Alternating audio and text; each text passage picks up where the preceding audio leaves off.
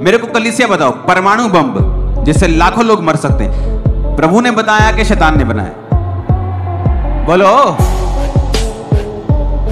सुना नहीं, बोला। दोस्तों, अगर आपने साइंस में पढ़ा है तो कभी ना कभी परमाणु या फिर परमाणु बम के बारे में आपने ज़रूर सुना ही होगा, जिसको भारत के ऊपर गिराने की धमकी अभी हाल फिलहाल में हमारे पड़ोसी देश पाकिस्तान ने भी दी थी, जिसके बाद प्रधानमंत्री नरेंद्र मोदी ने उनकी इस धमकी का करारा जवाब भी दिया था। लेकिन दोस्तों, जापान के हिरोशिमा और नागासाकी में जो दो शहर हैं, वहाँ पर आज से 80 साल पहले यानी कि साल 1945 को पहली बार अमेरिका के द्वारा परमाणु बम गिराया गया था, जिसका मंजर देखकर सिर्फ जापान ही नहीं बल्कि पूरी दुनिया में खौफ फैल गया था। और आज भी जब उस घटना को जापान के लोगों के द्वारा याद किया जाता है तो वह सहम जाते हैं, क्योंकि ये इतिहास में पहली बार हुआ था कि लोगों को ऐसे बम के बारे में पता लगा था, जिसने जापान में लाखों लोगों की जानें भी ली थी। लेकिन दोस्तों, अपोस्तल अंकुर नरूला जी ने परमाणु बम को लेकर एक ऐसा मैसेज सभी मसीह विश्वासियों को दिया जिसे आपको सुनना चाहिए कि आखिर ये बम किसकी ओर से बना था। क्या इसे परमेश्वर की ओर से बनाया गया या फिर शैतान की ओर से? तो आइए दोस्तों, इस वीडियो क्लिप में हम जानते हैं इसका जवाब। होली स्पिरिट कॉन्शियस होना चाहिए। आपका विवेक जो है, विवेक जिससे भी ऊपर शब्द है, ये मैं आपको प्रैक्टिकल बताता हूं।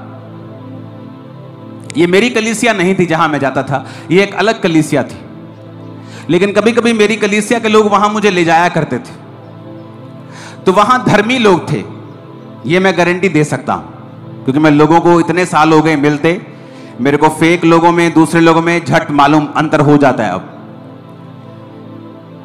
तो वो धर्मी लोग थे सभी, प्रार्थना में धर्मी, फास्टिंग में धर्मी, हर एक चीज अच्छी थी। एक प्रॉब्लम थी उनमें, वो डेवल कॉन्शियस थे सभी। बहुत सी बहनें वहां इकट्ठा होती थी, डेवल कॉन्शियस थे। ओए शैतान उत्थे खड़ाई, ओए तेरे पीछे शैतान देखा मैं, ओए तेरे उत्थे शैतान खड़ाई, ओए तेरे उत्थे शैतान खड़ा, मैंने वहां शैतान देखा, मैंने वहां शैतान। डेवल कॉन्शियस, फलानी चीज में शैतान है, फलानी कोल्ड ड्रिंक में शैतान है, फलाने बर्गर में शैतान है, फलाने न्यूडल में शैतान है। ये अच्छे लोग होते हैं, पर डेवल कॉन्शियस, हर चीज में डेवल को ढूंढना। मेरे को कलीसिया बताओ, परमाणु बम जिससे लाखों लोग मर सकते हैं, प्रभु ने बताया कि शैतान ने बनाया? बोलो, सुना नहीं, बोला। शैतान ने, किसने? शैतान ने बनाया। हाथ खड़ा करो। अब कोई नहीं हाथ खड़ा करा, पता कि कुछ लोचा होगा बीच।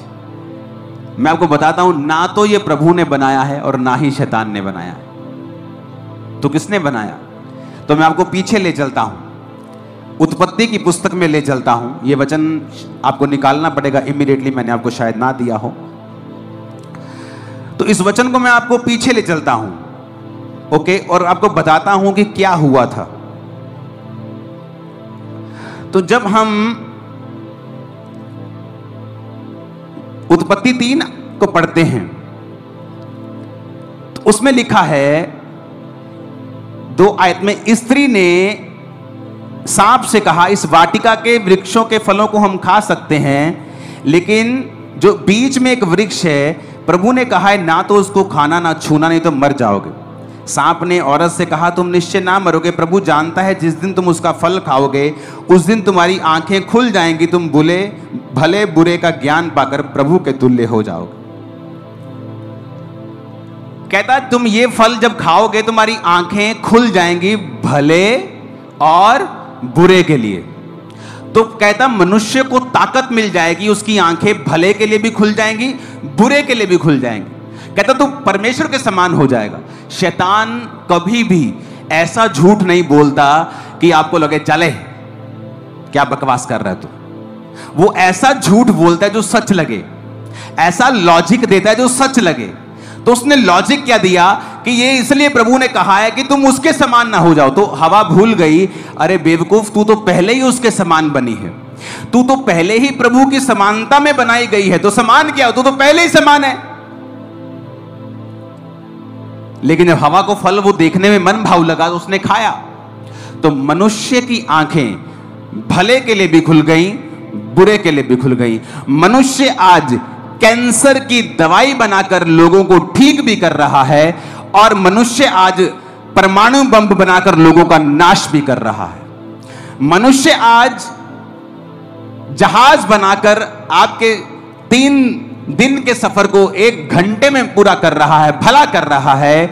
मनुष्य आज लड़ने वाला जहाज बनाकर आपको खत्म भी कर रहा है। तो भला भी कर रहा है और बुरा भी कर रहा है। लेकिन कई लोगों की आदत होती है हर चीज में शैतान को डाल देना, और शैतान रोता है प्रभु के पास जाके, कंप्लेंट करता है, कहता परमेश्वर अपने लोगों को समझा, ये छींक भी मारते मेरा नाम लगा देते, ये नहीं बताते गोलगप्पे खाए थे कल रात को, इनको छींक भी आती, कहते शैतान ने मारी। ये नहीं बताते कल रात को ये गलत मलत खा के आए। तो हर चीज शैतान की ओर से नहीं होती, क्योंकि मनुष्य को ये दिया गया है भला करने के लिए, बुरा करने के लिए उसकी आईज ओपन कर दी गई। आज से 30 साल पहले टीबी का इलाज नहीं था, टीबी हो गई मौत हो गई। आज टीबी का इलाज है मनुष्य की आंखें, क्योंकि भला करने के लिए प्रभु ने खोली हुई हैं। कितने मेरी बात को समझ रहे हैं? और बुरा भी कर सकता है, केमिकल वेपन बना दिया, बुरा कर दिया। तो मनुष्य की आंखें खुली हैं भले के लिए, बुरे के लिए। तो शैतान का इसमें कोई रोल नहीं। शैतान जिस दिन जीसस क्राइस्ट ने जी उठे, शैतान एक ऐसा लकवाग्रस्त मरीज की तरह है जो मंजी के ऊपर है, जो बोल तो सकता है, हिलडुल नहीं सकता। अगर आपने उसे पावर देनी है कि वहां भी शैतान है, उत्थे भी खड़ा, तेरे पीछे भी खड़ा, तेरे आगे भी खड़ा, वो तो आपकी मर्जी है। आप जितनी उसे पावर देंगे उतना वो काम करेगा, जितना आप नुकरे लगा के रखेंगे वो उतना नुकरे लग के रहेगा। आपकी चाहे 1 घंटा प्रार्थना भी है, शैतान तब भी आप पर फतह नहीं पा सकता। मैं आपको बता रहा हूं। तो ये बात हमें समझनी है कि वचन में क्या लिखा है, और जब हम वचन के जानकार होंगे, पास्टर्स जब आया करेंगे थर्सडे के दिन, आज के दिन, तो उन्हें इसी तरह से हम डीप वचन शेयर करेंगे, ताकि उनकी सेवकाइयों में जो डेवल कॉन्शियस लोग हैं वो फ्री हों और स्पिरिट कॉन्शियस हों। शैतान का मतलब है हर जगह मौजूद, कि यहोवा का मतलब है हर जगह मौजूद। आपको एक और बात बताता हूं, शैतान हर टाइम हर जगह मौजूद नहीं रह सकता, बाइबल कहती है। वचन कहता है जब एक दुष्ट आत्मा एक व्यक्ति से निकाल दी जाती है और जब वो बाहर विश्राम नहीं पाती, तो वो बार बार आती है और कहती है मैं इस घर में वापस आ जाऊं। यानी दुष्ट आत्मा कभी भी वहां 24 घंटे नहीं रहता, वो विजिट करता है। He is a visitor. पर प्रभु विजिट नहीं करता, वो कहता है मेरे नाम का मतलब है यहोवा हर जगह मौजूद, तेरे अंदर, तेरे बाहर, तेरे ऊपर नीचे, हर जगह परमेश्वर का आत्मा मौजूद है। देख रहा है तो मैं किसकी बात करूं? प्रभु की बात करूं कि शैतान की बात करूं जो कभी कभी विजिट करता है? अगर आप शैतान की बात ज्यादा करेंगे, उसे ग्लोरीफाई करेंगे, शैतान ने आ कर देता, मेरी बुआ ने 40 साल हो गए मेरे तो टूना कर देता, मेरे अंदर शैतान है, मेरे अंदर दुष्ट आत्मा है। आप कभी भी फ्री नहीं हो सकते जब तक आप ये कॉन्शियस नहीं रखेंगे, आपके दिल दिमाग में जब तक ये बात नहीं उतरेगी कि यहोवा हर जगह मौजूद है, वो मेरे अंदर है। अगर प्रभु मेरे अंदर है, शैतान मेरे अंदर नहीं रह सकता। शैतान भाग जाए यीशु मसीह के नाम में, भाग जाएगा वो। लेकिन अगर अंदर शैतान ने शक डाल दिया और आपको वचन की नॉलेज नहीं है, फिर अगर वो बोलेगा मैं तेरे अंदर हूं, आप यकीन करेंगे। वो बोलेगा खेल, आप खेलेंगे।